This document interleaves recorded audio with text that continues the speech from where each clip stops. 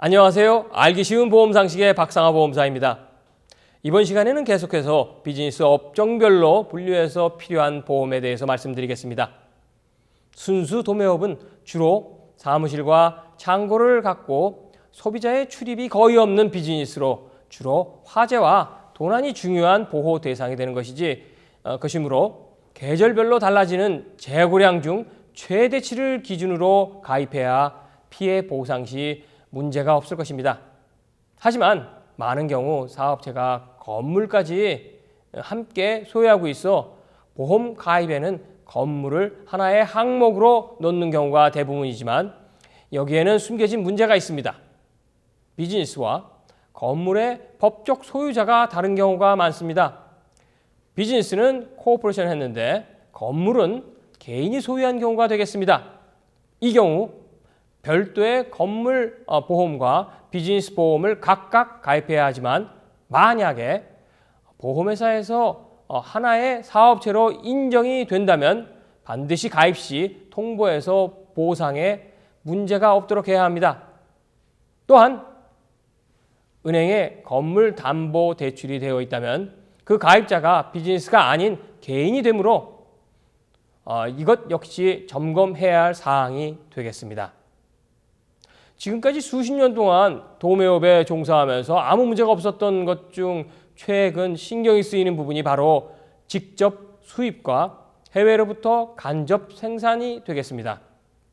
도매업과 수입업은 완전히 다른 업종입니다. 하지만 그 업종의 특성상 직접 수입이 불가피할 때가 많습니다.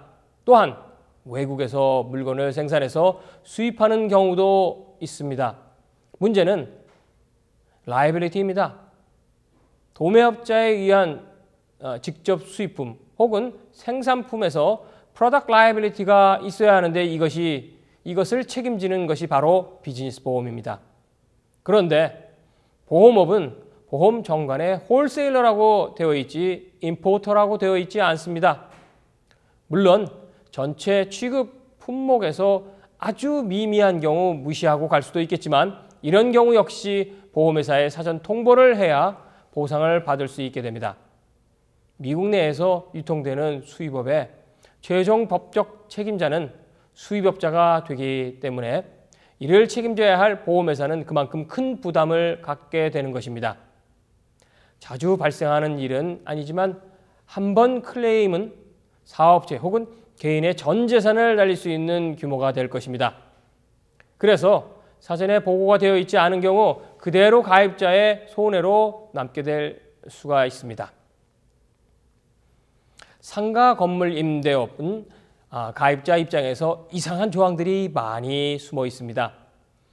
여기에서 말하는 이상한 조항이란 소매업과 같은 전혀 다른 비즈니스를 위한 보험과 유사한 형태의 보험 플랜으로 이루어져 있기 때문에 견적에 불필요하다고 생각하는 항목이 많이 발견되는데 이것을 삭제한다고 하여 보험료가 줄어들지 않습니다.